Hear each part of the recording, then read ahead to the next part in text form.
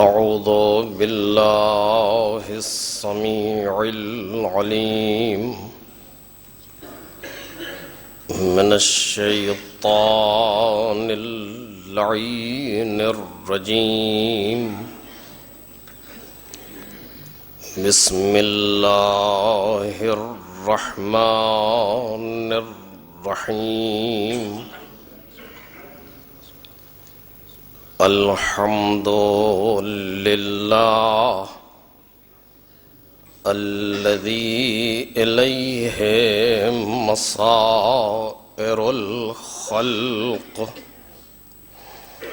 وعواقب الأمر. نحمده على عظيم إحسانه ونير برهانه ونوام فضله وامتنانه. حمدا يكون لحقه قضاء ولشكره أداء وإلى ثوابه مقربا ولحسن مزيده موجبا. والصلاة والسلام والتحية والإكرام على أمينه وحبيبه وخيرته من خلقه وحافظ سره ومبلغ رسالاته العبد المرتضى والنبي المجتبى والرسول المصطفى أبي القاسم محمد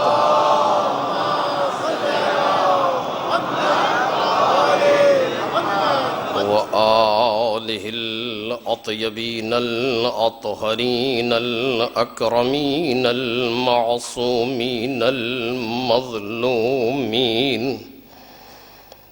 الذين أذهب الله عنهم الرجس وطهرهم تطهيرا.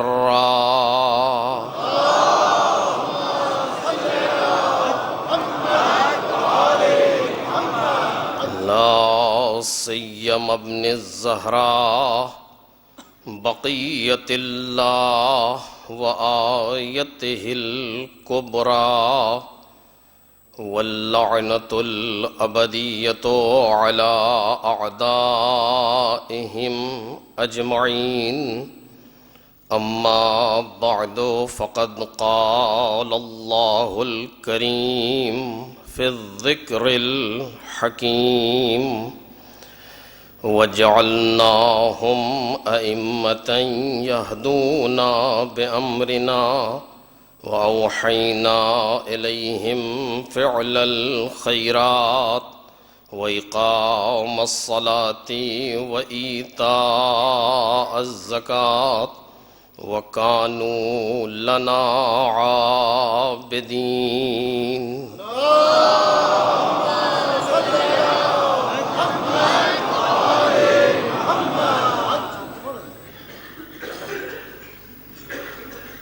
بزرگان محترم اور برادران عزیز، کافی حضرات ہیں جو مشکلات میں گرفتار ہیں.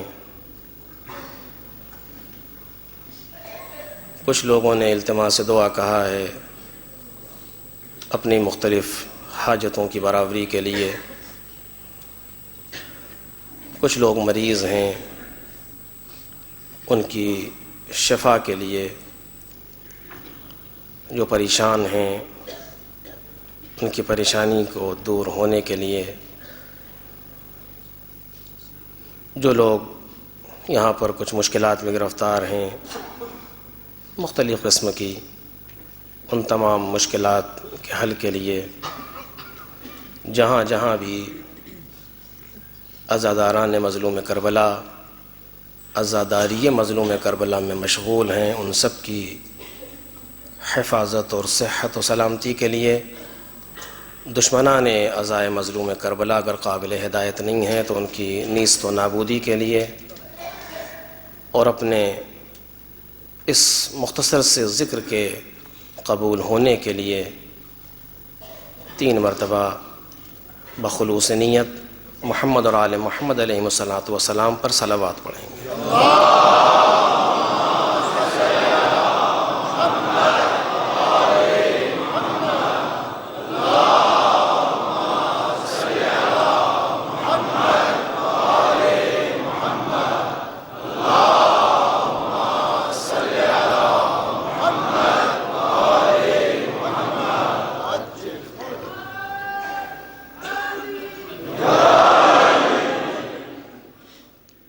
سورہ مبارک انبیاء کی اس آیہ کریمہ کے ذیل میں ہماری گفتگو ہو رہی ہے، جس میں ذات واجب نے امام کے صفات کو بیان کرتے ہوئے فرمایا کہ ہم نے انہیں امام بنایا جو ہمارے امر سے ہدایت کرتے تھے،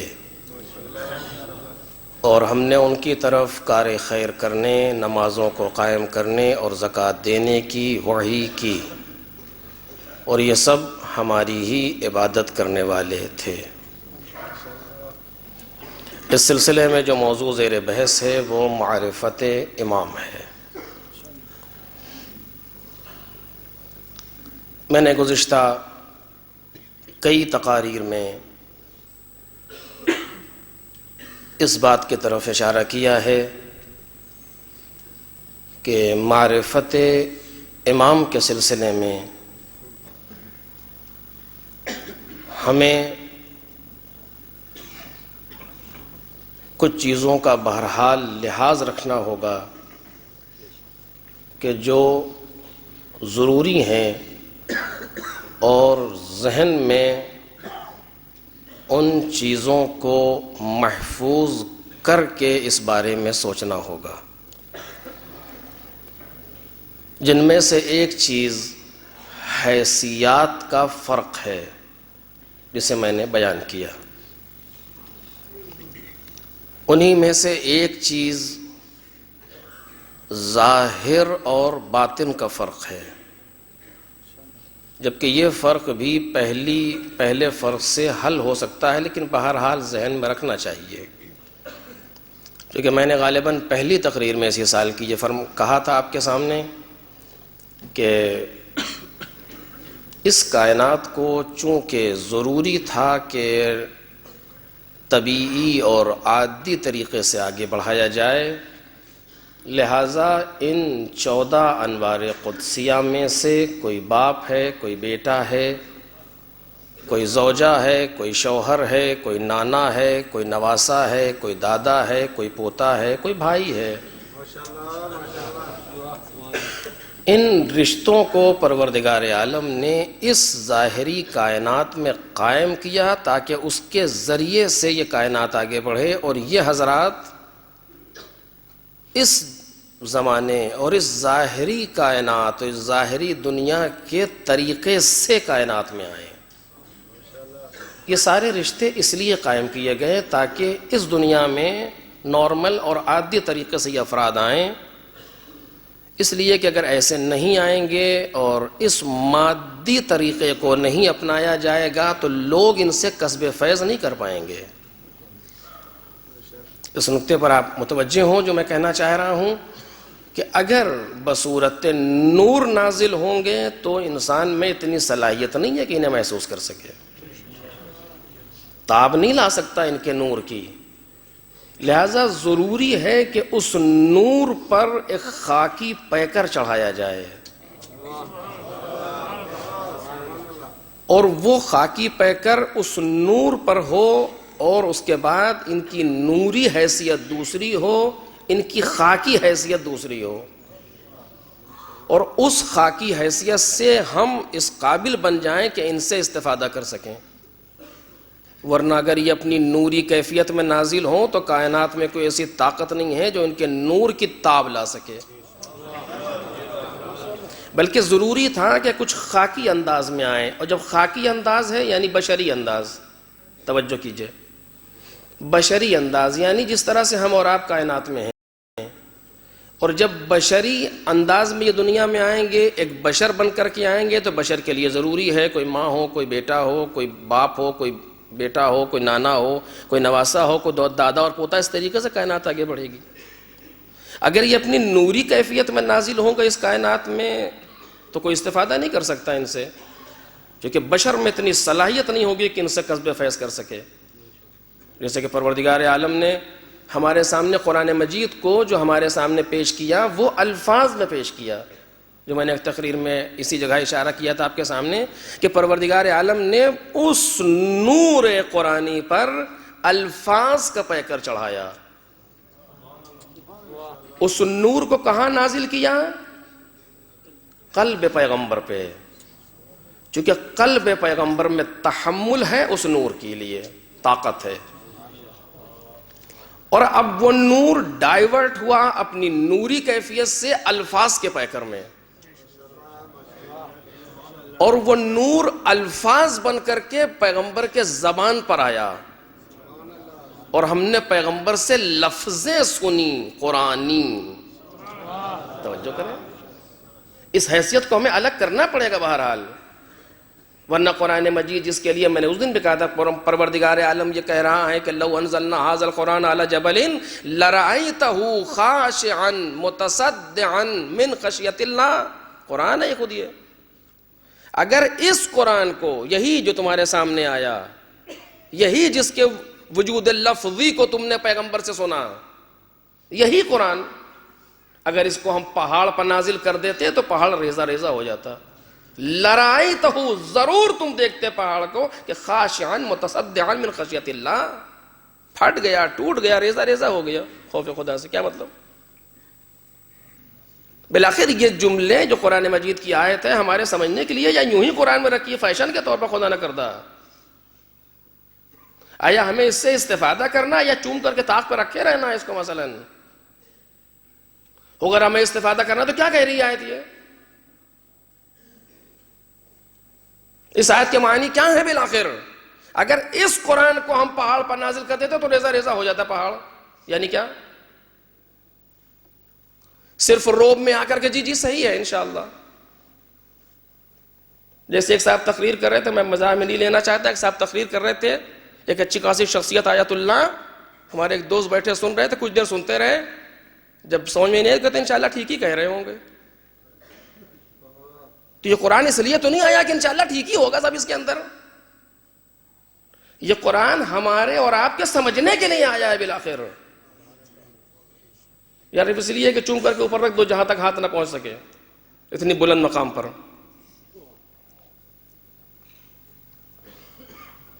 اگر میں غلط کہہ رہا ہوں تو آپ مجھے بتائیں.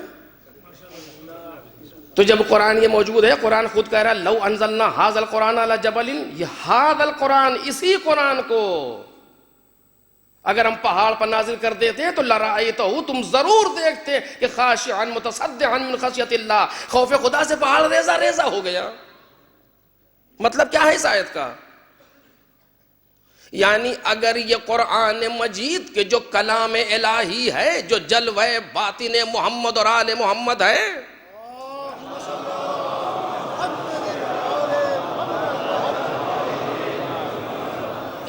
جو تجلی نور الہی ہے، جو ایک طرح کا جلوہ اور ایک طرح کی تجلی ہے محمد اور آل محمد کی، جس کو قرآن کہا جا رہا ہے، اگر اس قرآن کو بعنوان حقیقت، بعنوان نور ہم پہاڑ پر نازل کر دیں تو اس نور کی شعاؤں کی تابش کا عالم یہ ہے پہاڑ ریزہ ریزہ ہو جائے گا. برداشت نہیں کر سکتا پہاڑ اس کو. یہ کوئی ایسی چیز نہیں ہے کہ جو صرف یوں ہی ہم سے کہی جا رہی مبالغہ ہے، کہہ دیا، نہیں. اب میں اگر اسی پر رکوں، مجھ جیسا جاہل تو شاید وقت ختم ہو جائے. آپ دیکھیے بعض جگہوں پر زلزلہ آتا ہے، پہاڑ اپنی جگہ چھوڑ دیتا ہے. بالآخر کیا ہوتا ہے؟ کہ گیسز میں اتنی طاقت ہے کہ ہلا کر رکھ دیتی ہے. سمندر کی تہ میں زلزلہ آیا اور اس نے سونامی جیسی کیفیت پیدا کر دی ہمارے سامنے. نور میں اتنی طاقت ہے کہ نہ جانے کیا کچھ کر دے کائنات کے اندر. اس قرآن کو اگر ہم پہاڑ پر نازل کر دیتے, اسی قرآن کو, میرے عزیزوں میں توجہ چاہتا ہوں, اس قرآن کو اگر ہم پہاڑ پر نازل کر دیتے, یعنی کیا, یعنی اگر یہ قرآن اپنی حقیقی کیفیت میں, کوئی اور قرآن نہیں ہے جو لوح محفوظ پر ہے, وہ نہیں, ھذا القرآن, یہی جس کا وجود کتبی تم اپنے ہاتھ میں لیے بیٹھے ہو, جس کے وجود لفظی کو تم تلفظ کر رہے ہو, الحمدللہ رب العالمین, بسم اللہ الرحمن الرحیم, یہ وجود لفظی ہے قرآن کا. جو تم نے بسم اللہ الرحمن الرحیم کو حفظ کر لیا اور ذہن میں قرآن کا وجود ذہنی آ گیا, یا زبان پر وجود لبوں پر وجود لفظی آ گیا, یا لکھ دیا گیا کاغذ پر وجود کتبی آ گیا, اگر اسی قرآن کے وجود حقیقی کو, جو ایک نوری کیفیت ہے, جو جلوہ محمد اور آل محمد ہے, اگر ہم اسے پہاڑ پر نوری کیفیت میں نازل کر دیتے, پہاڑ ریزہ ریزہ ہو جاتا. یہ مبالغہ نہیں ہے, یہ فضیلت نہیں ہے قرآن کی, یہ حقیقت قرآنی پر اشارہ ہے. یہ حقیقت قرآنی پر اشارہ ہے. پھر کیا کیا, کہ تابش نور قرآن کو کوئی برداشت ہی نہیں کر سکتا تھا سوائے اس کے جو ہم پلہ ہو قرآن کے. مجھے ٹکنا نہیں, لیکن میں بعض باتوں کے حل کے لیے آپ کے سامنے بیان کر رہا ہوں کہ تابش نور قرآن, کیفیت نور قرآن, تجلی حقیقت قرآن کوئی برداشت ہی نہیں کر سکتا مگر وہ کہ جو نوری کیفیت میں ہم پلہ ہو قرآن مجید کا. وہ کون ہے, کہ وہ صرف قلب پیغمبر ہے.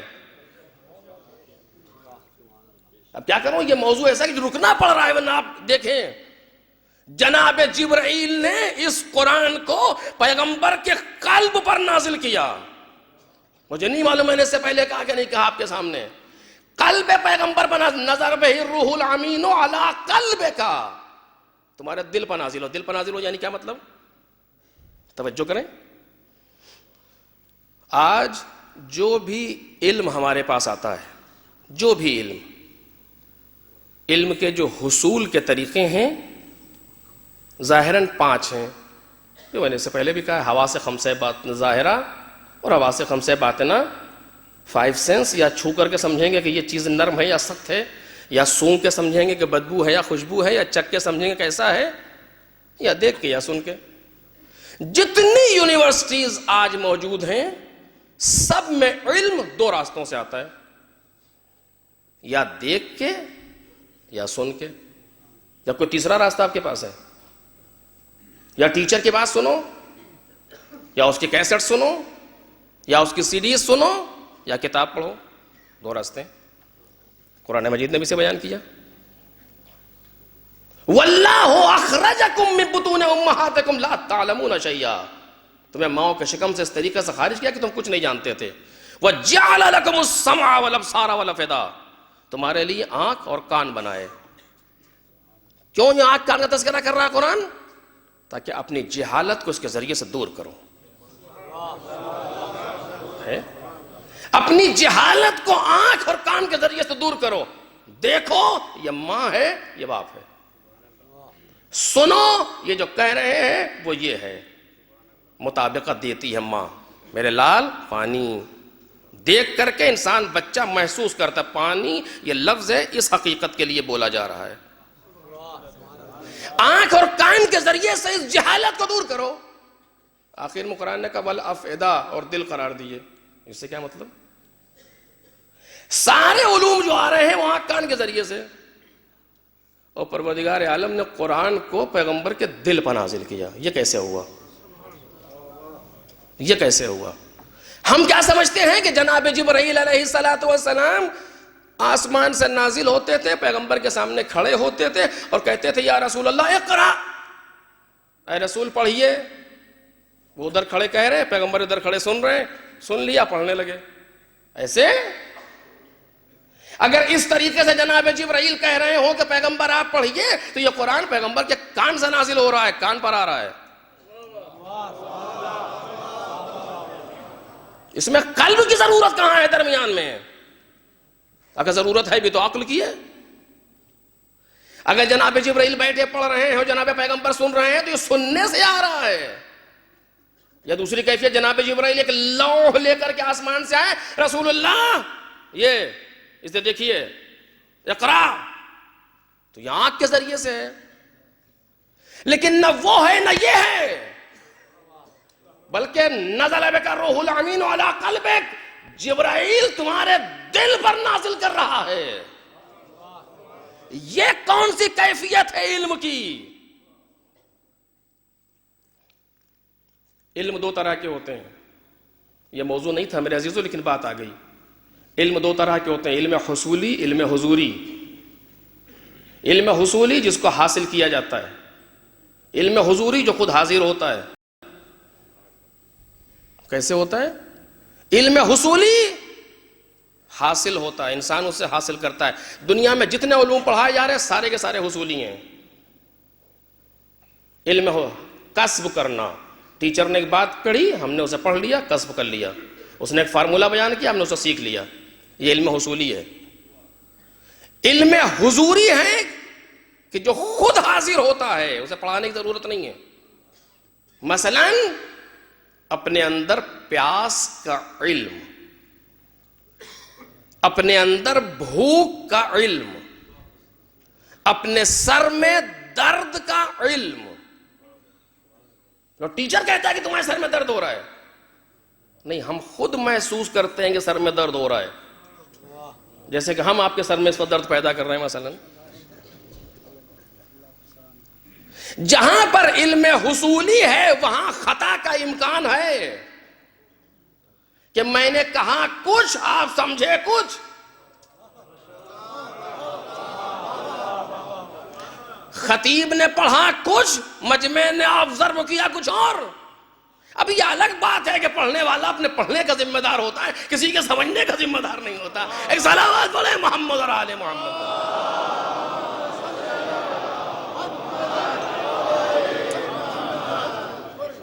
آپ نے ہمیں دکھایا کچھ، ہم سمجھے کچھ اور، یہ ممکن ہے۔ علم حصولی میں خطا کا امکان ہے، کیوں کہ علم حصولی نام ہے حصول و صورت الشیء عند العقل، اس چیز کی صورت کا علم ہوتا ہے عقل پر، خود چیز نہیں آتی۔ لیکن علم حضوری وہ ہے جو خود حاضر ہوتا ہے، صورت نہیں ذہن میں بنتی، اس کی درد کی صورت نہیں بنتی ذہن میں، خود درد محسوس ہوتا ہے انسان کے ہاتھ میں، انسان کے سر میں، انسان کے پیر میں مثلا۔ یہاں خطا کا امکان نہیں پایا جاتا۔ علماء نے باقاعدہ بحث کی ہے کہ علم حضوری میں خطا کا امکان نہیں ہے، اور اسی لیے بحث ہوتی ہے کہ جب پیغمبر نے وحی کو لیا ہے تو دریافت وحی میں امکان خطا نہیں ہے۔ کیوں امکان خطا نہیں ہے؟ اس لیے کہ وحی الہی بصورت علم حصولی نہیں آ رہی، بصورت علم حضوری موجود ہے۔ ایک صلوات پڑھیں محمد اور آل محمد۔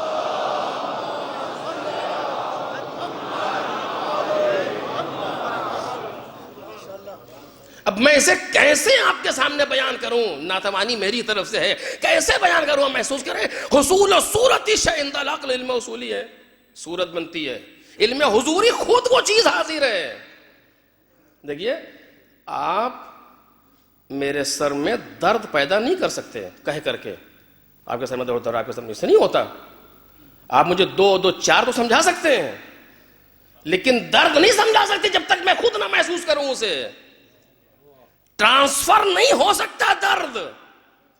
اگر ہمارے سر میں درد ہے تو ہم آپ کے سر میں ٹرانسفر نہیں کر سکتے، لیکن اگر ہمارے پاس ایک علم ہے، اس علم کو ہم بیان کر کے آپ تک ٹرانسفر کر سکتے ہیں، انتقال ہو جاتا ہے، منتقل ہو جاتا ہے۔ علم حصولی قابل انتقال ہے، علم حضوری قابل انتقال نہیں ہے۔ جب قابل انتقال نہیں تو جبرائیل سے پیغمبر تک منتقل کیسے ہوا؟ جب قابل انتقال نہیں تو منتقل کیسے ہوا جناب جبرائیل سے پیغمبر تک؟ اب اس کیفیت کو کون ہے جو محسوس کرے کہ خود درد ہے جو انسان کے سر میں ایجاد ہو، یعنی درد ہمارے وجود سے الگ کچھ نہیں ہے. توجہ کیجئے گا, ہمارے وجود میں ہی ہے, ایک کیفیت ہے ہمارے وجود کی. بھوک کا لگنا الگ سے کوئی چیز نہیں آ رہی ہے, ہمارے اندر موجود ہے, ایک کیفیت ہے ہماری جسے بھوک کہا جاتا ہے. اب کون بیان کرے کہ قرآن کیا ہے آل محمد کے مقابلے میں؟ کسے قرآن کہتے ہیں؟ کہاں سے آیا, کہاں تھا؟ کچھ نہیں. اسی لیے مولا کائنات نے آواز دی, انل قرآن الناطق, میں بولتا ہوا قرآن ہوں. علی یہ نہیں کہہ رہے مجھے قرآن یاد ہے, علی یہ نہیں کہہ رہے میں قاری قرآن ہوں, علی یہ نہیں کہہ رہے میں حافظ قرآن ہوں. نہیں, میں خود قرآن ہوں.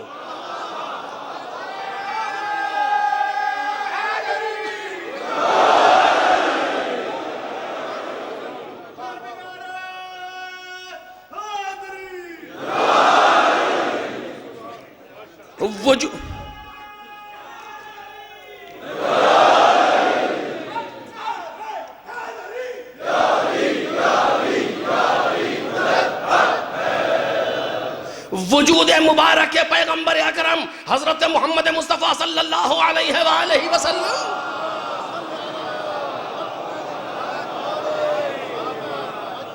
خود قرآن مجید ہیں, خود قرآن مجید ہیں.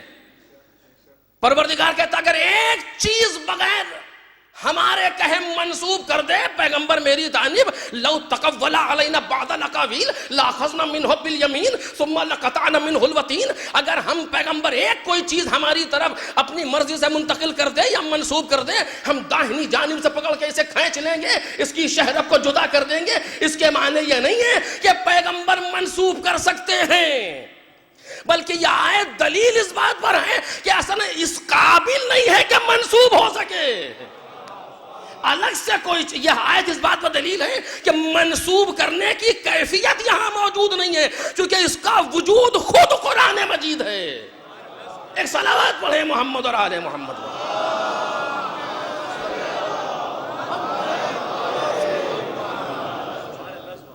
اب میں نے آپ سے عرض کیا کیا مجھے اب آپ کو ظاہر و باطن کو الگ کرنا پڑے گا. کیوں؟ ظاہر میں پیغمبر منتظر ہیں کوئی وحی نازل ہو, ابھی وحی آئی, ابھی جناب جبرائیل آئے, انہوں نے آ کر کے بتایا. یعنی اس کے پہلے آپ نہیں جانتے تھے؟ اس کے پہلے آپ کو اطلاع نہیں تھی قرآن مجید کی؟ تو پھر کیسے آپ نے کہا تھا اس جگہ کعبے کے پاس جب مولا کائنات گود میں لیا تھا کہ بالکل ویسے ہی پڑھ رہے ہو جیسے میں لوح محفوظہ پڑھتا تھا؟ وہ کیا چیز ہے؟ وہ کیا چیز ہے کہ امام حسن گہوارے سے لوح محفوظ کا مطالعہ کر رہے ہیں؟ وہ کیا چیز ہے کہ مولا کائنات آغوش میں قرآن پڑھ رہے ہیں اور ادھر علی ابن ابی طالب آیت کے نازل ہونے کے بعد قرآن پڑھ رہے ہیں, وہاں قبل نزول قرآن پڑھ رہے ہیں؟ کہ وہ باطن ہے ان شخصیات کا یا ظاہر ہے ان شخصیات کا؟ ایک صلوات پڑھیں محمد اور آل محمد.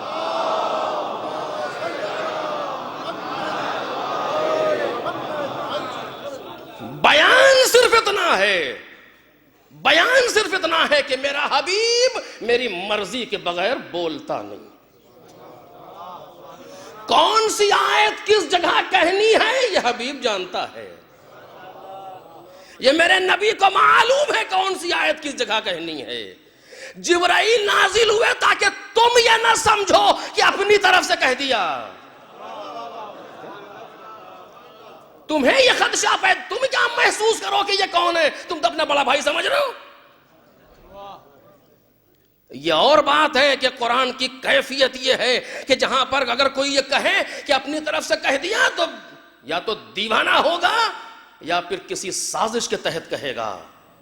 کیفیت ہے قرآن چیلنج کہتا لے آؤ اچھا ہم جیسا ایک لے آؤ, کوئی مجھے اس سے بحث نہیں ہے. تو میں آخر لیکن ایک بات یہیں پر اور سن لیں. علم حضوری آپ نے سمجھ لیا نا, محبت کو جو احساس دل میں ہے, ماں کے دل میں بچے کے لیے احساس محبت, علم ہے اس کو اس محبت کا. نفرت ہمارے دل میں جو بات سے نفرت ہے, خدا اسے باقی رکھے. وہ ایک احساس ہے اندر انسان کے، درد کا وجود، بھوک کا وجود، پیاس کا وجود، اس طرح کی بہت سی چیز جو وجود ہیں. علم حضوری ہے. میں لاکھ کوشش کروں لیکن اپنے علم حضوری کو آپ تک نہیں پہنچا سکتا، کوئی راستہ نہیں. چونکہ جب ہم کہیں گے ہمارے سر میں اتنی تیز درد ہو رہا جیسے یوں ہوتا ہے، آپ کے ذہن میں اس درد کی صورت بنے گی، درد نہیں جائے گا. ہم اپنے بچے کو اتنا چاہتے ہیں اور اتنا چاہتے ہیں، آپ میری محبت کی ایک صورت محسوس کریں گے، محبت نہیں ٹرانسفر ہوگی. جناب پیغمبر پر قرآن نازل ہوا، پیغمبر نے کہا ابھی آیت آئی ہے بسم اللہ الرحمن الرحیم. لوگوں نے بسم اللہ الرحمن الرحیم کی تصویر سمجھی، خود حقیقت ہے بسم اللہ کہاں ہے؟ تو جو پیغمبر نے کہا تو لفظ ہے، وہ جو نازل ہوئی حقیقت کہاں جو علم حضوری بن کے پیغمبر پر آئی؟ کہ وہ تو وجود ہے پیغمبر پر ہے. وہ کہاں ہے جس کے نازل ہونے سے پہاڑ ریزہ ریزہ ہو جائیں؟ وہ کہاں ہے کہ لو، جس کے لیے قرآن مجید نے کہا کہ اگر اس کے ذریعے سے لو کل ما بہ الموتى اور قطعت بہ الارض اور کل ما بہ الموتى، اگر اس قرآن کے ذریعے سے پہاڑوں کو چلا دیا جائے، اس قرآن کے ذریعے سے مردہ بولنے لگے، اس قرآن کے ذریعے سے زمین کو طے کر دیا جائے، یہ کیفیت کہاں ہے؟ وہ قرآن کہاں ہے جو یہ سب کر رہا ہے؟ وہ وجود حقیقی ہے قرآن کا. وہ تو پیغمبر پہ ہے. جب پیغمبر پہ ہے تو پھر دفن ہو گیا. پیغمبر کے ساتھ آج جو موجود ہے وہ لفظی اور کتبی اور یہ سب ہے. کیوں؟ اس لیے کہ ٹرانسفر تو ہو ہی نہیں سکتا. دیکھیے علم حضوری تو ٹرانسفر نہیں ہو سکتا. جب ٹرانسفر ہوگا تو حضوری بن جائے گا. جب حضوری بن جائے گا تو یا لفظی آئے گا یا کتبی آئے گا یا ذہنی آئے گا، حقیقی تو نہیں آ سکتا. جب قابل ٹرانسفر میں قابل انتقال نہیں ہے تو پھر کیسے آئے گا؟ کہ قابل انتقال نہیں ہے، کسی غیر کی طرف، کسی غیر کی طرف منتقل نہیں ہو سکتا. کوئی جو غیر پیغمبر ہے، توجہ کیجئے، جو غیر پیغمبر ہے وہ حقیقت قرآنی کو نہیں لے سکتا، لیکن جو خود نفس پیغمبر ہے، جو خود حقیقت پیغمبر ہے، جو خود نفس پیغمبر ہے، جس طریقے سے پیغمبر نے محسوس کیا اسی طریقے سے ان لوگوں نے محسوس کیا جو نفوس پیغمبر ہیں. ایک صلوات پڑھ دے محمد اور آل محمد.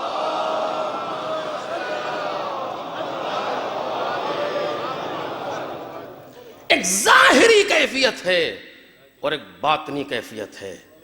ہمیں اس حیثیت کو الگ کرنا ہوگا. جب ظاہری کیفیت میں دکھائی دے گا تو وہ آگے نظر آئیں گے، یہ پیچھے نظر آئیں گے. لیکن جب باطنی کیفیت آئے گی تو پیغمبر آواز دیں گے ہم ایک نور پیدا کیا، دو حصوں میں تقسیم کیا، ایک کا نام محمد تھا، ایک کا نام علی تھا.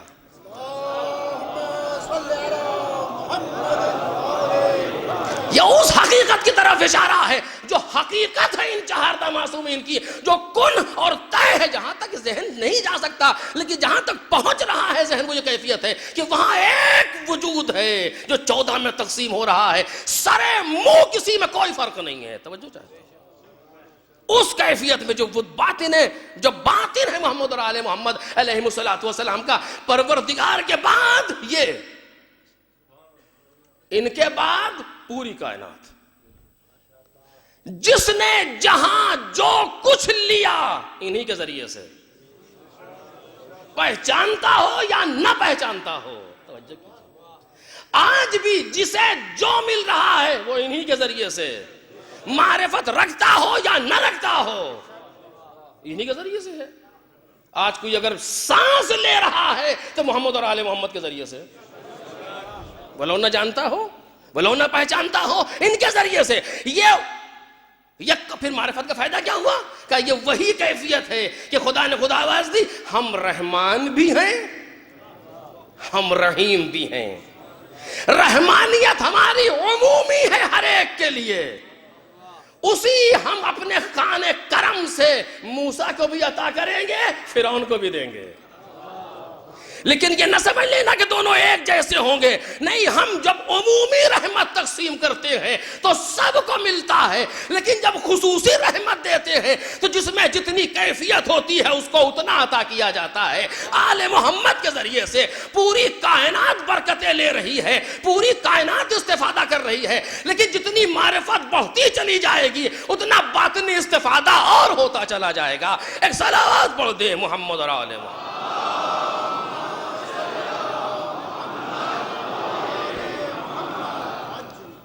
لہٰذا ضروری ہے کہ ہم معرفت کی منزل پر آئیں۔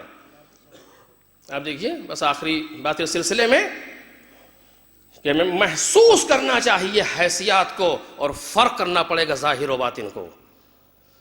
پروردگار کے بعد سب سے اعلیٰ مخلوق محمد اور آل محمد، یہ 14 نور، ان میں کا 15واں خلقی نہیں ہوا کائنات میں، یہ 14 انوار قدسی۔ اول ما خلق اللہ ارواحنا، سب سے پہلے پروردگار عالم نے ہمارے نور کو خلق کیا۔ اب یہ خلق کیا یعنی کیا؟ یہ تو بڑے سخت منازل ہیں، وہی بقول ہمارے دوست کہے کہ دماغ کی چولیں ہل جاتی ہیں۔ خلق کیا یعنی کیا؟ وہ فیاض علی الاطلاق، آیا ممکن ہے کہ فیاض ہو اور فیض نہ ہو؟ آپ تصور کریں کہ سورج ہے لیکن روشنی نہیں، تصور کیجئے ایسا سورج جس سے نور نہ نکلے گا، ہو ہی نہیں سکتا۔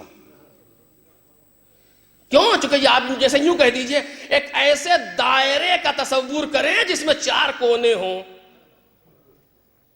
اب یہ دائرہ نہیں ہوگا یا کونا نہیں ہوگا؟ یہ کیسے ممکن ہے کہ دائرہ بھی ہو اور کونے بھی ہوں؟ تو پھر سورج کا تصور کیجئے بغیر ضیاء کے، کہ ہو ہی نہیں سکتا۔ یا پھر سورج نہیں ہے، سورج ہے تو ضیاء کے ساتھ ہے۔ اس فیاض علی الاطلاق کا تصور کیجئے بغیر کسی چیز کے۔ عجب منزل ہے یہ، عجب مقام ہے یہ۔ نہیں، یہ خلق کرنے کے معانی یعنی وہ ہے جس کی وجہ سے ہم ہیں،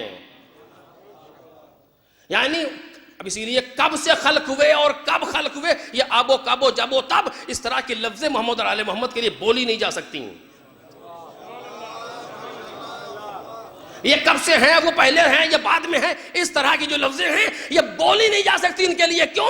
دلیل دے رہا ہوں اس لیے، اب و جب و کب و تب کی لفظیں کون سی ہیں؟ لفظ زمانی ہیں، زمانے کو سمجھاتی ہیں۔ زمانہ کسے کہتے ہیں؟ سورج و چاند کی گردش۔ سورج و چاند کی گردش کا نام ہے زمانہ۔ اور اگر گفتگو اس وقت کی ہو جب سورج و چاند خلق ہی نہیں ہوئے، تب آپ کیسے کہیں گے اب و جب و کب و تب؟ یہ جب جملے کہاں سے استعمال ہوں گے؟ کچھ نہیں کائنات میں، یا وہ خالق حقیقی یا اس کا جلوہ بصورت محمد اور آل محمد۔ ایک صلوات پڑھیں محمد اور آل محمد۔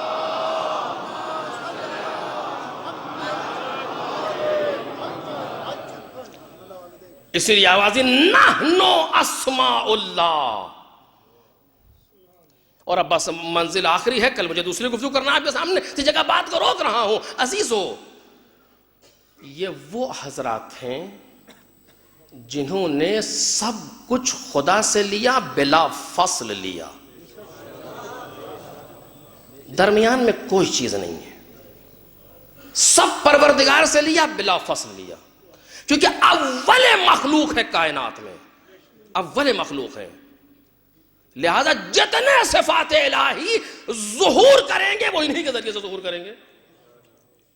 ایک چیز جو ذات الہی ہے وہ در غیبت غیبت ہے، غیب الغیوب ہے۔ میں عرض کر چکا پہلے مقام پر کہ اس کے بارے میں تو فکر بھی نہ کرو۔ ذات باری تعالی، اوصاف کو سمجھو، جو اتنے علم ہیں اور ایک خدا نے نہیں دیا اور یوں خدا نے دیے، یہ اسی بات کو سمجھانا ہے۔ وہ غیب الغیوب ہے ذات پروردگار، اس کی تو گفتگو ہی نہیں ہے۔ جب گفتگو اوصاف الہی کی ہے جہاں سے پروردگار کے صفات ظاہر ہو رہے ہیں، جو بھی صفت ظاہر ہوگی، جتنی بھی ظاہر ہوگی، وہ آل محمد سے ظاہر ہوگی۔ ان سے زیادہ ظہور کائنات میں کہیں ہے ہی نہیں پروردگار عالم کے لیے۔ اور اب آپ اس جملے کو پہچانے جو جناب امام صادق علیہ الصلوۃ والسلام نے کہا،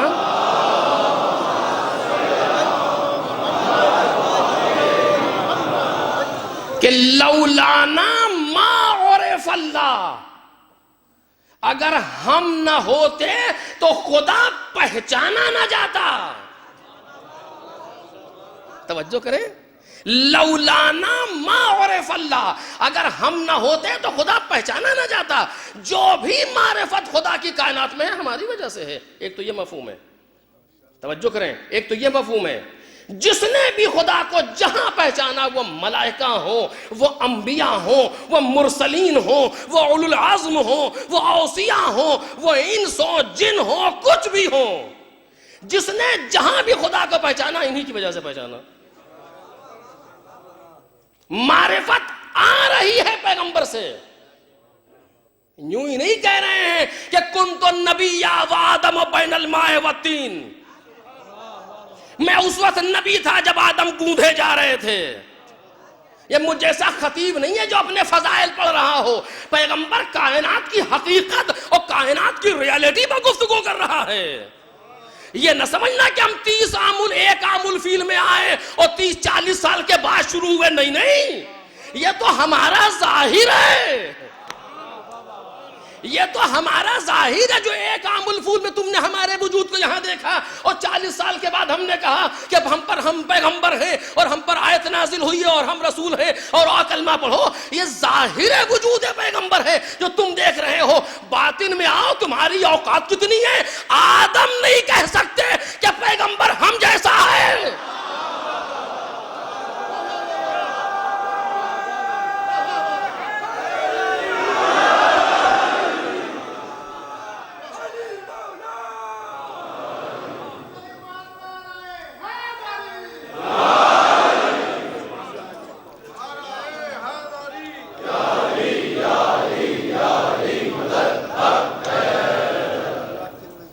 انسان کی حیثیت کتنی ہے یہ ظاہر ہے.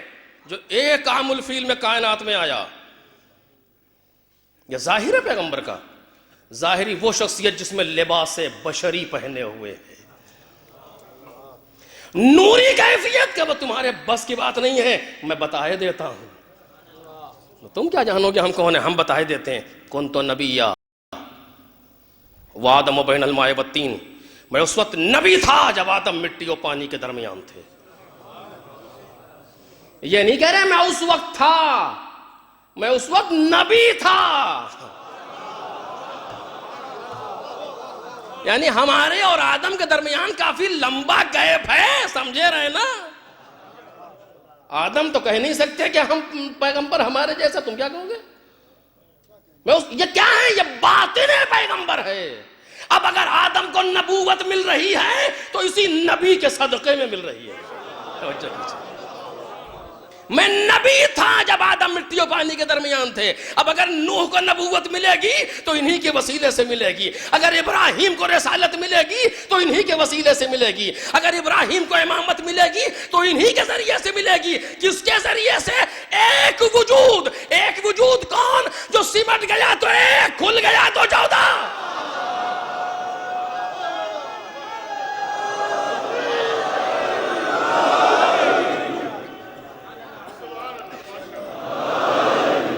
وہ ایک وجود ہے، لیکن ایک وجود ایسا ایک نہیں ہے جیسا تم ایک ہو کہ تمہاری نسل میں اولادیں ہیں بعد میں آئیں گی. بعد نہیں ہے.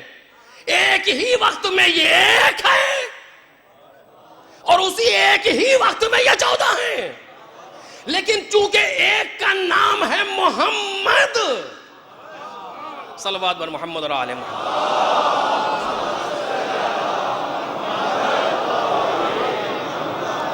ظاہر میں آ کر کے اسماء کو بدلا گیا تاکہ نام کے بدلنے سے تمہیں محسوس ہو سکے کہ یہ کون ہے.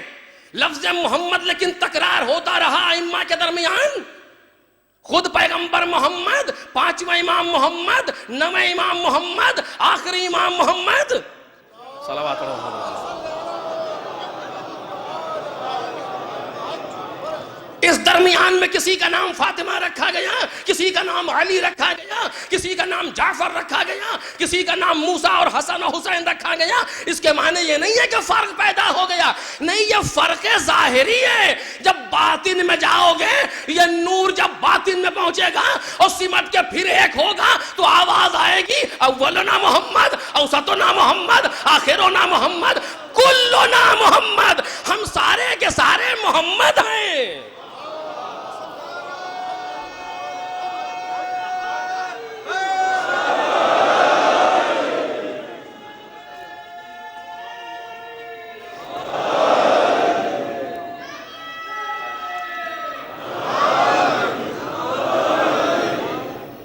ہم سارے کے سارے محمد ہیں، یعنی کیا؟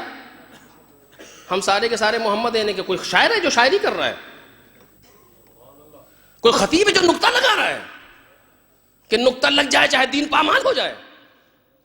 ایسا تو نہیں، پیغمبر ہیں، مولا کائنات کہہ رہا ہے کلنا محمد. یعنی کیا کلنا محمد؟ اب اگر آپ کہیں اول محمد تو سننا پیغمبر محمد ہے، اوسطنا محمد، وسط والا محمد ہے یعنی امام محمد باقر محمد ہے، آخری محمد خود امام محمد ہے. تو بات کلنا محمد، ہم سارے کے سارے محمد ہیں. کیسے مولا؟ آپ خود علی ہیں، یہ سارے کے سارے محمد کیسے؟ وہ تو حسن ہے، وہ حسین ہے، وہ فاطمہ ہے. کب فرق کرو ہمارے ظاہر و باطن میں. اس کائنات کو ظاہری اور نارمل اور عادی اور طبیعی طریقے سے پڑھنا تھا، فرق آیا. لیکن اگر باطن میں اتر جاؤ گے تو سب محمد ہیں. سب محمد یعنی کیا؟ کہ جو کمال اس میں وہی کمال اس میں، جو کمال اس میں وہی کمال اس میں، جو جلوہ اس کا وہی جلوہ اس کا، جو جلوہ اس کا وہی جلوہ اس کا، جو کیفیت اس کی وہی کیفیت اس کی، جو صفات اس میں وہی صفات اس میں، جو قرب یہاں وہی قرب وہاں، جو کیفیت یہاں وہی کیفیت وہاں، جو فضائل یہاں وہی فضائل وہاں، جو ولایت یہاں وہی ولایت وہاں، جو اوصاف یہاں وہی اوصاف وہاں. نہ کوئی منہ برابر کوئی فرق نہ ہوگا. یہ ہماری باطنی کیفیت ہے، وہ ہماری ظاہری کیفیت ہے. ایک صلوات پڑھ دیں محمد.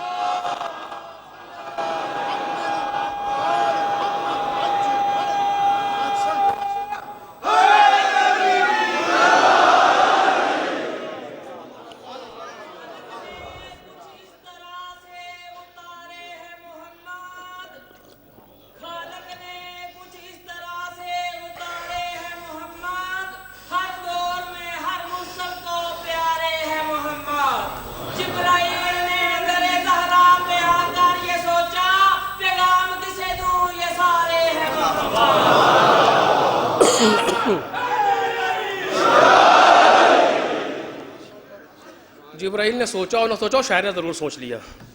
ایک صلوات پڑھیں محمد اور آل محمد.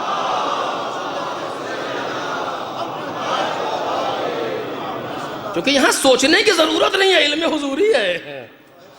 لیکن بالآخر تو یہ ایک کیفیت ہے ظاہر اور باطن میں.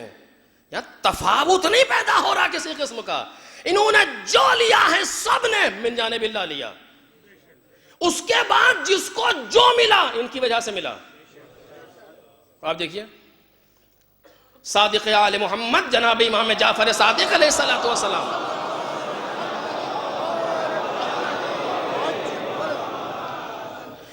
ما تکاملت النبوۃ للنبی حتی اقر بفضلها ومحبتها. کسی نبی کی نبوت مکمل نہیں ہوئی جب تک اس نے سیدہ کی محبت اور سیدہ کی فضیلت کا اقرار نہیں کر لیا. لیکن اب یہاں اس نور کے لیے کہا جا رہا ہے، ضرورت ہے زمانے کی کہ اس نور کے لیے کہا جائے. ادھر کہا جا رہا ہے کسی نبی کی نبوت مکمل نہیں ہوئی. بات پیغمبر نہیں ہے.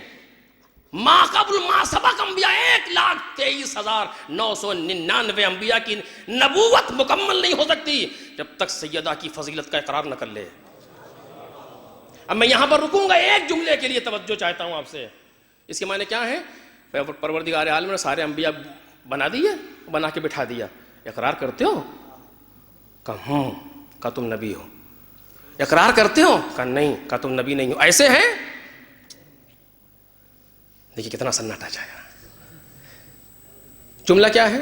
ما تکاملت النبوۃ لنبی حتی اقرار کرے بفضلہا ان کی فضیلت کا، و محبتہا ان کی محبت کا. یعنی کیا؟ کہہ تو رہے ہیں کہ اقرار کرے. اقرار یعنی ہاں جی قبول کرتا ہوں، ایسے ہے؟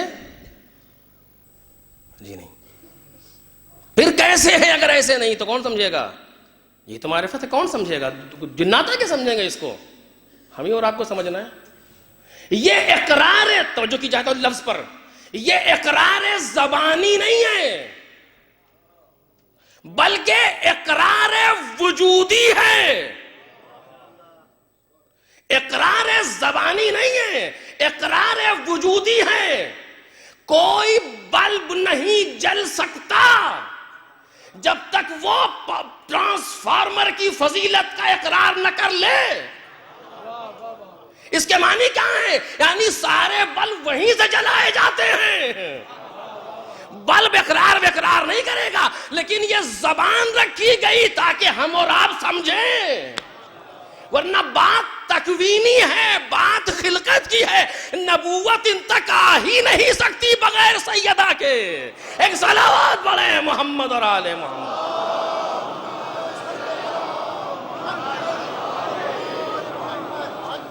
بس عزیزو، تو کچھ ان کی ظاہری کیفیت ہے کہ جو بالکل آسان ہے، اور ہمارے آسان تو کیا ہے لیکن ہمارے سامنے ہے. اسے محسوس کرتا ہے زمانہ، جبکہ اس میں بھی مشکلات پیدا کرتے ہیں لوگ. لیکن بہرحال ہمیں ان سے بحث نہیں ہے. لیکن ایک مرحلہ وہ ہے جو ان کی باطنی کیفیت ہے، اور جتنا ہم اسے اپنے اندر درک کرتے چلے جائیں گے، سماتے چلے جائیں گے، اتنا انسان کے اندر فضائل و کمالات پیدا ہوتے چلے جائیں گے. کیونکہ یہ وہ ہستیاں ہیں جنہوں نے جو لیا سب خدا سے لیا، لیکن براہ راست لیا، درمیان میں کوئی وسیلہ نہیں ہے. ان کے بعد جس نے خدا سے لیا ان کے ذریعے سے لیا، ان کے ذریعے سے لیا. مثال کا وقت نہیں، میں نے آپ کے سامنے عرض کرتا. میں جس نے بھی لیا، پیغمبر فرماتے تخلقوا باخلاق اللہ، اخلاق الہی سے اپنے آپ کو مزین کرو. یعنی کیا؟ قرب پروردگار یعنی کیا؟ اللہ سے قریب ہونا. یعنی کیسے قریب ہو؟ دور ہے جیسے قریب ہو جائے. اینما تسموا فثم وجہ اللہ، اینما تولوا فثم وجہ اللہ. جدھر بھی نظر ڈالو گے خدا ہے. نحن اقرب الیہ من حبل الورید، ہم انسان کی شہرک سے زیادہ اس سے قریب ہیں. ان اللہ یحول بین المرء وقلبہ، انسان اس کے دل، پروردگار انسان اور اس کے دل کے درمیان میں حائل ہوتا ہے. اتنا قریب ہے انسان سے. جو اتنا قریب ہے اس سے کیوں کہتے ہیں صبح سے شام تک نماز پڑھتا ہوں صبح کی اور کا قربۃ اللہ؟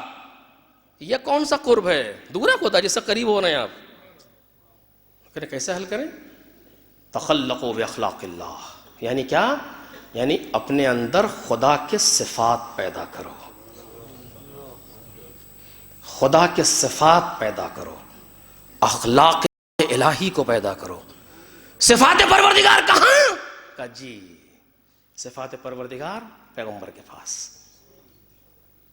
پیغمبر کے بعد جو پیغمبر جیسا اس کے پاس.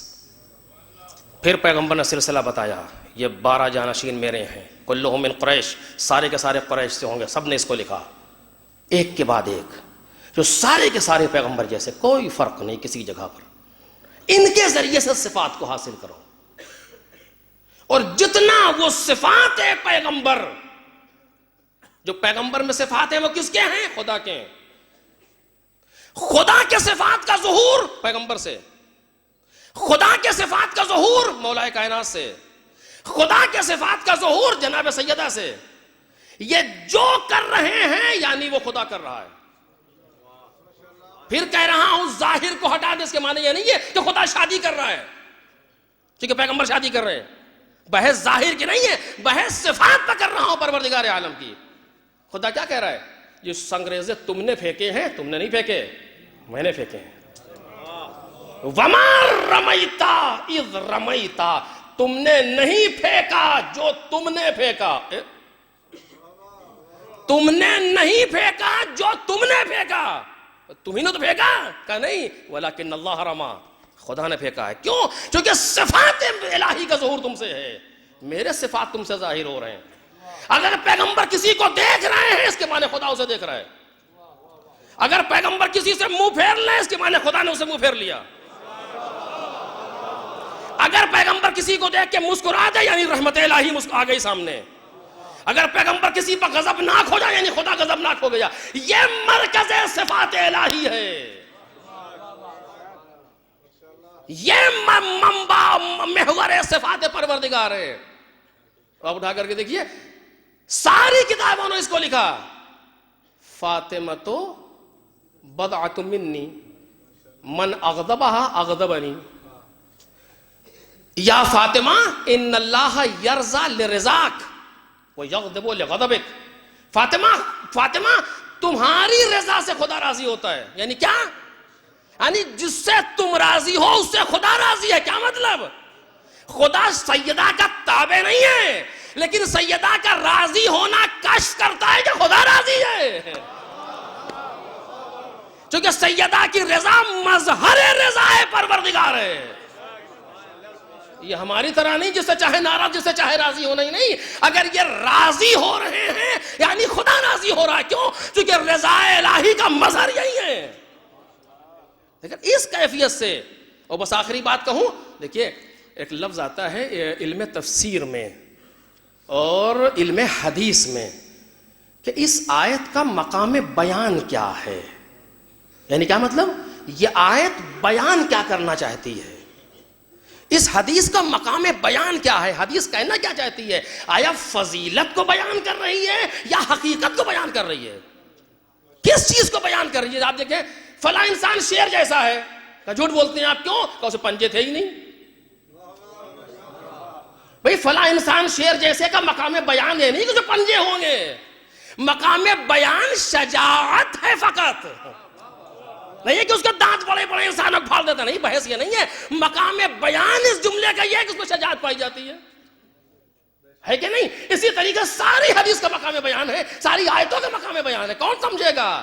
جو مزاج آشنا ہو کلام پیغمبر, جو مزاج آشنا ہو کلام اہل بیت سے. میسج پر آئی حدیث سے عقیدہ نہیں بنایا جا سکتا. ایک صلوات پڑھے محمد اور آل محمد.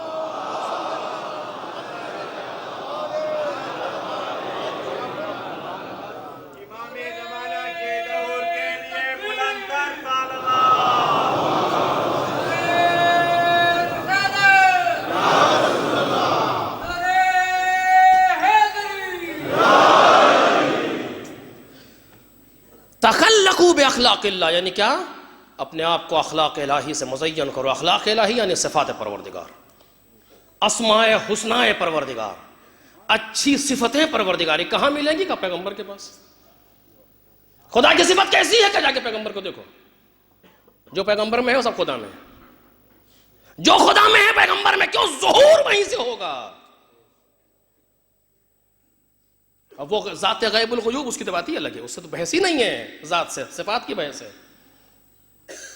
پیغمبر کو جا کر کے دیکھو, انکا لعلی خلق عظیم, اے رسول آپ خلق عظیم پر فائز ہیں. تمام صفات الہی یہاں سے ہیں. اخلاق پیغمبر, آداب پیغمبر, اطوار پیغمبر, یہ جو کر رہے ہیں یعنی خدا کر رہا ہے بغیر کسی تکلف کے. اگر پیغمبر کسی کے لیے خطبہ توڑ کر کے گود میں اٹھا لیں تو یہ اپنی مرضی سے کر ہی نہیں سکتا. صفات الہی کا ظہور ہے یہاں. یعنی خدا نے اپنے کلام کو توڑ کے اسے گود لے لیا. رحمت پروردگار نے, رحمت الہی نے اسے گود اٹھا لیا. سب چونکہ پیغمبر خود کچھ نہیں ہے. ما محمد الا رسول, محمد خود کچھ نہیں ہے سوائے رسول کے. اس کا جو ہے سب رسالت کی حیثیت سے.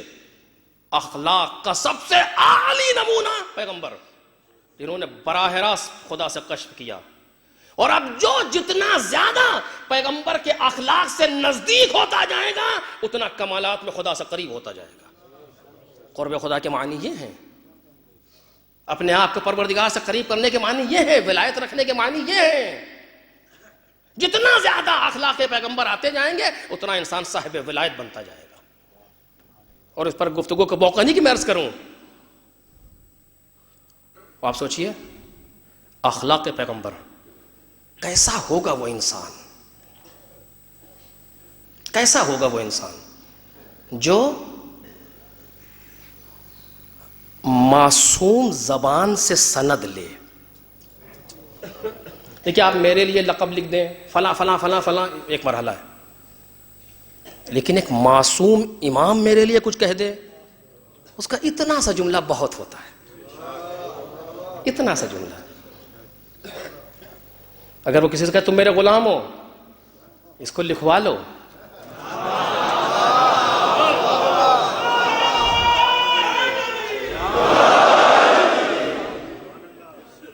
اس سے بگڑو نہیں, اسے لکھوا لو, یہ بڑا کام آئے گا, کیونکہ ان کی غلامی دنیا کی شہنشاہی سے کہیں بالا تر ہے. معصوم زبان سے سند لینا, رشتہ داری ناطے داری یہ سب کچھ نہیں چلتا وہاں. معصوم زبان سے سند وہ لے سکتا ہے جس کا کردار کھرا ہو, وہ سند لے سکتا ہے معصوم زبان سے, ورنہ سوال ہی نہیں پیدا ہوتا کہ ان سے کوئی سند لے لے اپنے لیے. اور اگر معصوم زبان کسی کے لیے کہے کہ یہ انسان وہ ہے جو سب سے زیادہ پیغمبر سے شبیہ ہے,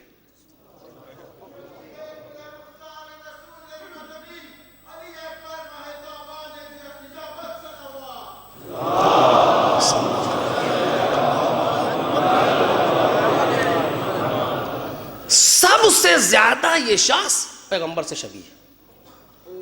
کون کہہ رہا؟ معصوم. خود کیا ہے؟ مجموعہ اوصاف الہی کا مظہر. امام حسین کہہ رہے ہیں یعنی خدا کہہ رہا ہے, فرق نہیں ہے کوئی. سب سے زیادہ پیغمبر سے شبیہ ہے. کس چیز میں؟ تین چیزیں بیان کی ہیں. وجہ شبہ تین ہے, شباہت کی وجہ کیا ہے؟ تین. خلقن پہلی وجہ, خلقن یعنی ظاہری شکل, قیافہ, چہرہ, قد, رنگ, یہ ساری چیزیں ظاہر ہوتی ہیں انسان کی, پیغمبر سے سب سے زیادہ شبیہ. یعنی خود امام حسین بھی شبیہ ہیں پیغمبر سے, لیکن سب سے زیادہ شبیہ. ظاہر کی بات کر رہا ہوں, ورنہ باطن میں تو شبیہ کیا, امام حسین خود پیغمبر ہیں باطنی کمالات کے اعتبار سے. ظاہراً میں سب سے زیادہ شبیہ خلقن, خلق میں جناب علی اکبر ہے. خلقن اخلاق میں یہ منزل کمال کی ہے جہاں ذہن محسوس نہیں کر پاتا کہ امام نے کہا کیا. جناب علی اکبر کی جو عمریں لکھی گئی ہیں مقتل میں, 18 برس, 19 برس, 25 برس, 27 برس, بس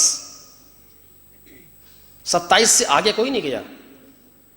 سب سے زیادہ 18 اور 19 کو لکھا گیا, اور یہ کہتے ہیں کہا گیا ہے کہ 25 یا 27 کے بھی تھے. 27 برس کیا ہوتا ہے اس کائنات میں اگر ہو بھی تو, 18 برس کا جوان ہے. اور امام فرماتے ہیں سب سے زیادہ شبیہ ہے اخلاق میں, اخلاق پیغمبر یعنی اوصاف الہی, شجاعت, سخاوت, اس طرح کے صفات. خلقن و خلقن و منطقن, گفتگو میں پیغمبر گفتگو جب کرتے تھے کیا ہوتا تھا؟ یا حدیث, یا قرآن, یا حدیث قدسی. اللہ کیسا علی اکبر نے اپنے آپ کو اوصاف الہی میں سمو دیا کہ معصوم زبان سند دے رہی. 18 برس کا جوان, 19 برس کا جوان,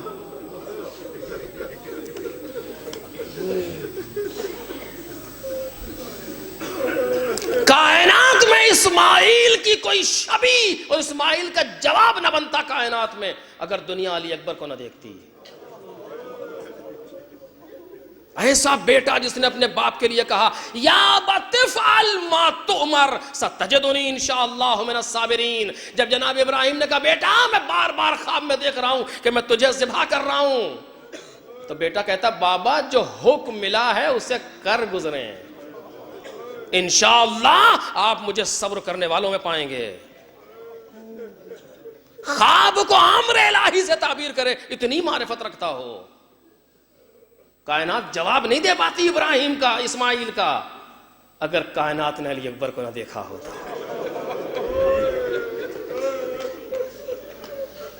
ایسا بیٹھا. ارباب مقاتل لکھتے ہیں کہ بنی ہاشم میں سب سے پہلے میدان میں جانے والا علی اکبر ہے. سب سے پہلے میدان میں جانے والے جناب علی اکبر ہیں. ارباب مقاتل لکھتے ہیں اس چیز کو. اور آپ دیکھیں بعض جگہوں پہ موجود ہے کہ خود امام نے کہا تقدم ولدی، میرے لال بسم اللہ. لیکن مجھے اسے بحث نہیں ہے کہ کب شہید ہوئے، بات کردار علی اکبر کی ہے کہ شہید ہونے والا ہے کون.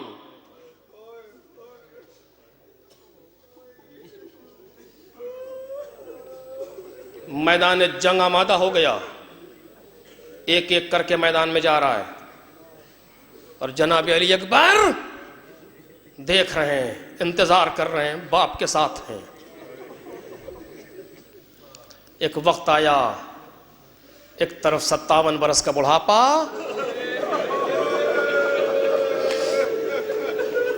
ایک طرف 18 برس کی جوانی.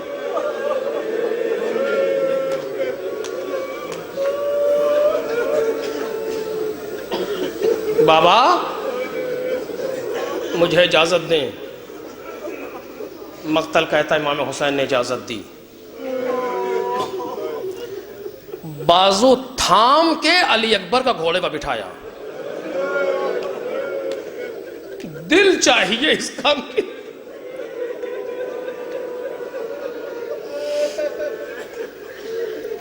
امام ساری صفتوں میں کمال پر ہوتا ہے، تو باپ کی محبت بھی تو کمال پر ہے حسین ابن علی کی. امام حسین اس کائنات میں باپ بھی تو ہیں. اپنے ہاتھ سے امام حسین نے بیٹے کو سوار کیا. بیٹا گھوڑے پر بیٹھا، بہادر باپ کا بہادر بیٹا ہے. علی اکبر جیسی مثال کائنات میں نہیں ہے. ادھر علی اکبر گھوڑے پر بیٹھے، کیسے کہوں عزیزو، منظر کشی ہو ہی نہیں سکتی اس جملے کی. یہ درد حسینی ہے، یہ درد دل ہے میرے مولا کا. مراوی کہتا ہے جب علی اکبر گھوڑے پر بیٹھ گئے، حسین نے بہت یاس و حسرت سے اپنے بیٹے کو دیکھا.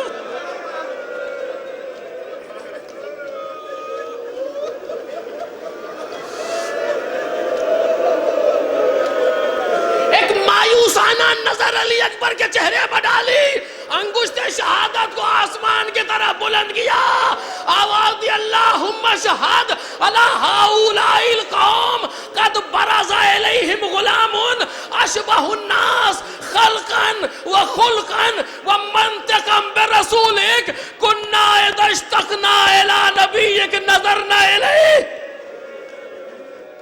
اے پروردگار گواہ رہنا اس قوم پر، اب وہ جا رہا ہے جو صورت و سیرت، اخلاق و کردار و گفتار میں سب سے زیادہ تیرے نبی کی شبیہ ہے. جب میں نبی کی زیارت کا مشتاق ہوتا تھا تو اکبر کو دیکھتا.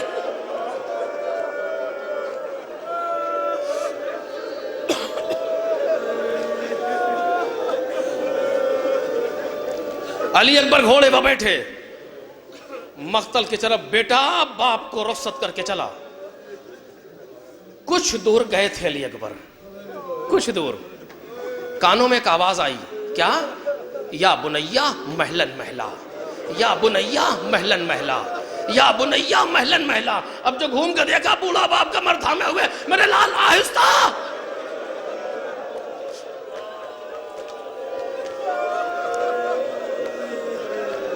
علی اکبر آہستہ باپ کو آتے ہوئے دیکھا، لجام فرس کو کھینچا، گھوڑا ٹھہرا، اتر آئے گھوڑے سے. بابا آپ نے تو رخصت کر دیا تھا بابا. اے بابا آپ تو زحمت فرمائی.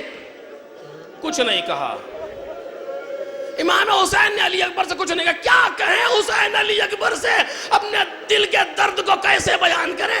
صرف ایک جملہ کہا, جو مقتل نے لکھا ہے وہ پڑھ رہا ہوں. صرف ایک جملہ کہا, کہتے میرے لال جب تک سامنا رہے مڑ مڑ کے دیکھتے رہے.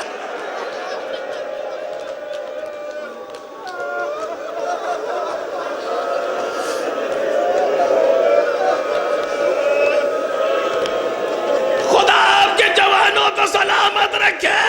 ہائے حسین کا جوان,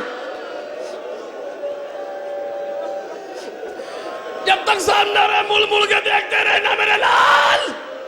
واپس آئے, ایک مقام پر کھڑے اپنے بیٹے کا جہاد دیکھ رہے ہیں حسین. علی اکبر جنگ کر رہے ہیں, عباس کا بھتیجا ہے, علی کا پوتا ہے, خوب لڑا. 100 سے زیادہ لوگوں کو علی اکبر نے فرنار کیا. واپس آئے, کہتے بابا العطش قتلنی,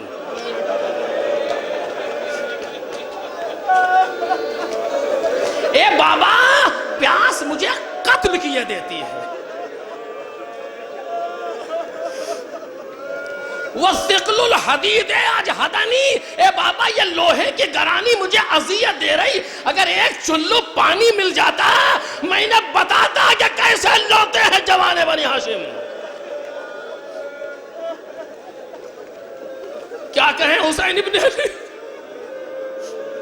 علی اکبر اپنی زبان میرے دہن میں دو.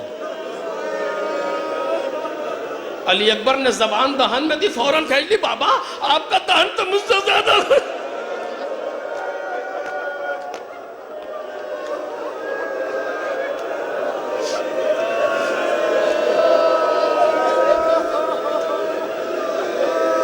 روایت کے فکرے ہیں, رو رہے ہیں حسین ابن علی.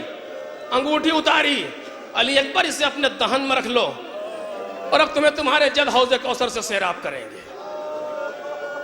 اس کا مطلب کیا تھا؟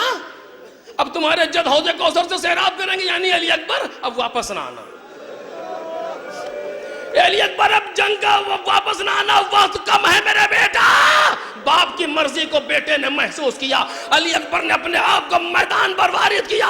لکھا ہے میمنے پر آتے ہیں تو میسرے پر الٹ دیتے ہیں, میسرے پر جاتے ہیں تو میمنے پر الٹ دیتے ہیں.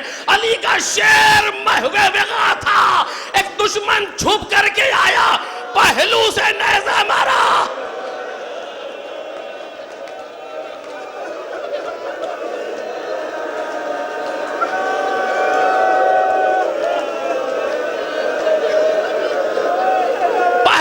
نیزہ ہمارا سینے تک اتر آیا.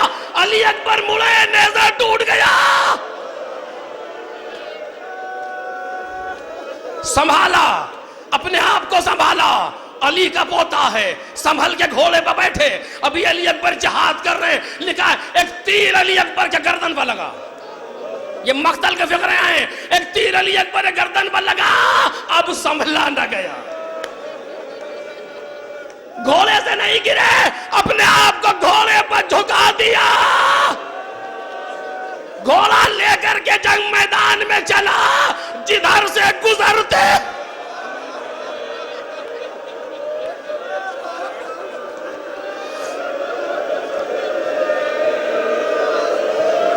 آخری فقرے,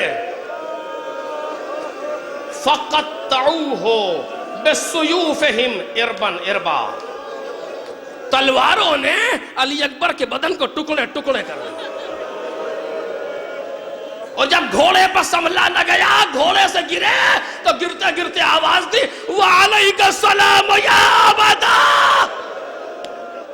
اے بابا میرا سلام آخر. ہاذا جدی رسول اللہ یقرئک السلام. یہ جد رسول خدا ہیں جو آپ کو سلام کہہ رہے ہیں. اور کہتے ہیں بابا, اے بابا جد نے ہماری پیاس بجھا دی. مجھے نہیں معلوم یہ جملہ علی اکبر نے کیوں کہا, لیکن ہاں اتنا ضرور ہے علی اکبر کے دل پر قلق ہے. ارے میں نے باپ سے پانی کا سوال کر دیا, میرے بابا کا دل ٹوٹ گیا. میرا بابا مجھے پانی نہ دے سکا. علی اکبر نے مرنے سے پہلے بتا دیا, اے بابا گھبرائیے گا نہیں, میں نے پانی پی لیا.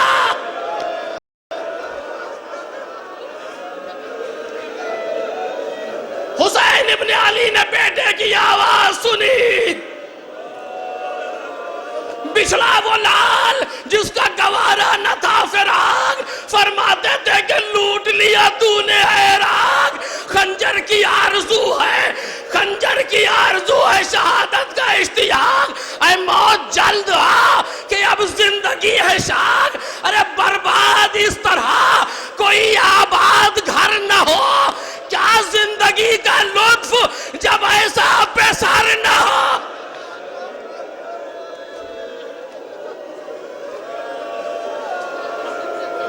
چلے چلے یا علی کہتے ہوئے چلے، ٹھوکر کھا کے گر پڑتے ہیں، آنکھوں کا نور جا رہا ہے، لال گزرا ہے، آ کر کے دیکھا جوان لال خان کو گول میں لیا رہا۔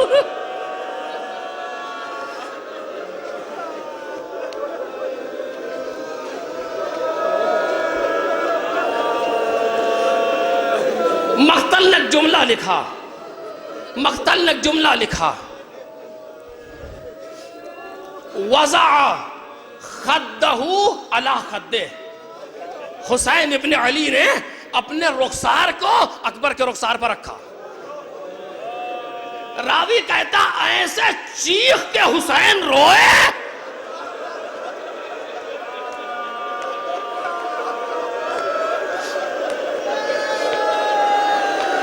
کہ نہ اس کے پہلے کبھی روئے نہ اس کے بعد کبھی ایسے روئے۔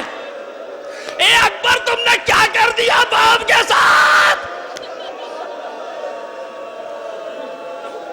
میدان میں اشقیاء منہ پھیر پھیر کے رونے لگے حسین کے رونے پر۔ نہیں اس جملے کا حق ادا نہیں ہوا۔ میں ایک بات کہہ رہا ہوں جلدی سے توجہ کیجئے۔ ایک عالم دین ہے، کربلا میں رہتے تھے، انہوں نے دیکھا ایک عرب ہے جو روز آتا ہے، ایک خاص وقت پہ آتا ہے، امام حسین کے زری کو پکڑتا ہے اور بہت زور سے گریہ کرتا ہے اور عجب بلک کے کچھ کہتا ہے۔ جب انہوں نے کئی دن دیکھا تو ایک دن قریب گئے کہ دیکھیں یہ کہتا کیا ہے، شاید اس کا کام میں حل کر سکتا ہوں۔ بڑا بیچارہ پریشان معلوم ہوتا ہے، زری کو چومنے کے بہانے سے قریب گئے کہ سنیں، کان لگا کے جب سنا عجب دعا کی اس نے۔ کہتا ہے اے صاحب قبر کے خدا، میرے کوئی اولاد نہیں ہے،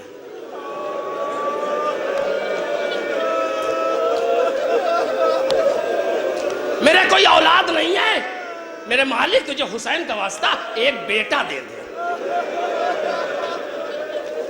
ایک بیٹا دے دے، اور جب وہ بیٹا جوان ہو تو لے لے۔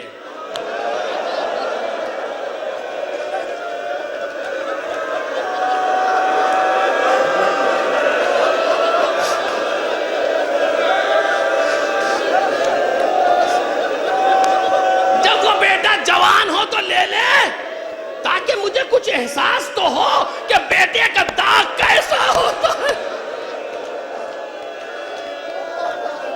ارے سچ کہا ہے انیس نے، دشمن کو بھی خدا نہ دکھائے پہ سر کا داغ۔ یہ عالم دین کانپنے لگے، یہ کون سی دعا مانگ رہا ہے؟ ہٹ گئے تھرا کے، لیکن کہتے ہیں مجھے یقین ہو گیا کہ یہ دعا پوری ہوگی، اس لیے کہ اس کے مانگنے کی کیفیت ایسی ہے کہ یہ دعا پوری ہوگی۔ پتہ لگایا کون ہے، کہاں رہتا ہے، گھر معلوم کیا، دوستی پیدا ہوئی، گھریلو تعلقات ہوئے۔ ایک دن ان عالم دین کی زوجہ نے با کر کے بتایا کہ اس کی بیوی حاملہ ہے۔ دن گزرتے رہے، بچہ دنیا میں آیا، بیٹا تھا۔ دھیرے دھیرے، میں مختصر کر رہا ہوں، دھیرے دھیرے بیٹا بڑا ہونے لگا۔ کہتے ہیں جب بیٹا جوانی کی منزل پر آیا، 18-19 برس کی عمر میں آیا، تو میں نے کربلا سے باہر جانا چھوڑ دیا کہ نہ جانے کب دعا کا دوسرا حصہ پورا۔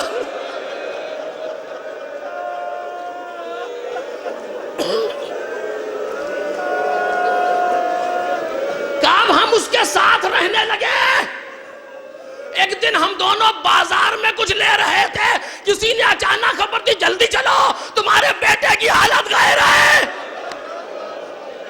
کب میرا دل پھٹ گیا پروردگارا، ارے کیا دعا پوری ہو گئی. باپ گھر کی طرف دوڑا، ہم پیچھے پیچھے دوڑے. گھر کے نزدیک آئے تو اندر سے رونے کی آواز آ رہی تھی. پتا چل گیا کہ بیٹا مر گیا. کہ ہم اس کے ساتھ ساتھ گھر میں وارد ہوئے کہ اب دیکھیں کیا کرتا ہے. بیٹے کے جنازے پر آیا، ہاتھوں کو بلند کیا، اے خدا تیرا شکریہ، تو نے دعا کو مستجاب کر دیا. حسین نے رخسار پر رخسار رکھا علی اکبر کے، جملہ یاد رکھنا، کہ خدا کا شکریہ کیا. اس کے بعد بیٹے کی لاش پر جھکا، جھک کر کے رخسار پر پیار کیا. ارے یہ کہتے ہیں کہ پیار کرنے کے لیے جھک تو گیا لیکن کھڑا نہ ہو سکا. جب تک رہا عصا لے کے چلتا تھا، سیدھا نہ اٹھ سکا. ہائے حسین، اکبر کے لاشیں پر جھکے، کون ہے جو اٹھائے؟ آؤ بلی ہاشم. آگے آگے جنازہ، پیچھے پیچھے حسین، سر پیٹتے ہوئے